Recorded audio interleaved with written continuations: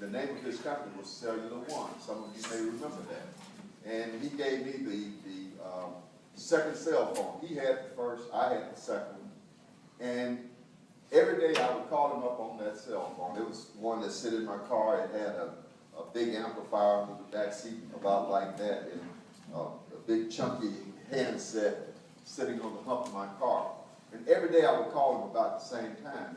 And he finally asked about 2 weeks. He said, well, why do you call me every day at the same time?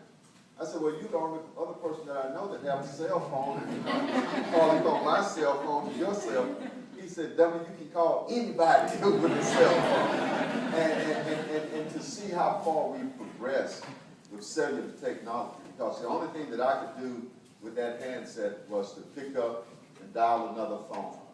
Now I have more power in my little cell phone that I carry in my pocket than I used to have in my desktop computer in my office.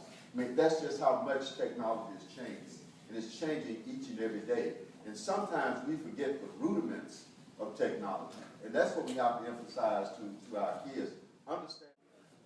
There was a snowstorm back in 1992. A real bad snowstorm. People couldn't go anywhere for days.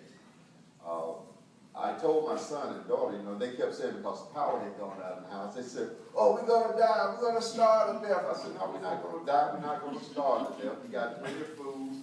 And I tell you what, I'll start a fire in the fireplace. You all go downstairs, get a can of pork and beans, get some hot dogs, and we're going to cook in the fireplace, and we're going to, have a good time, like we're camping indoors. And so I told them to go downstairs. My kids knew how to use an electric can opener. But because of no electricity, we use electric can opener. We're going to die. We can't get the pork and beans. I said, look in the back of the drawer. And we had one of these old-fashioned can openers that had a point to it. You put it down in there, you use leverage, and you can go all the way around the can. And so I told my son, look in the back and you'll see this can open, and I described it. I said, just use that to open it. He looked and looked. It was like him looking at a foreign object from outer space. He didn't understand leverage. He didn't understand how the blade of that utensil would work. And then I thought well, sometimes we get so caught up on today's technology, we forget those things that have led us to the point. We have to keep our eyes on the basics, but we also have to expose our children to new ideas and new concepts. I like the whole premise of this room, edge of chaos, because that's where some of the greatest thinking comes from.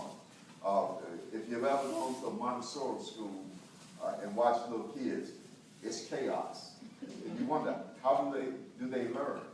But somehow when you free the human mind to step outside of the boundaries that we artificially create for ourselves, you come up with new ideas and new ways of doing things.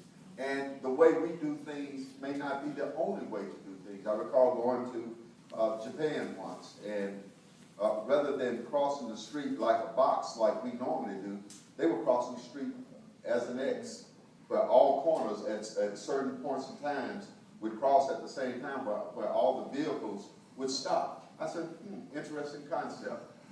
And so there are many, many other ways of doing things.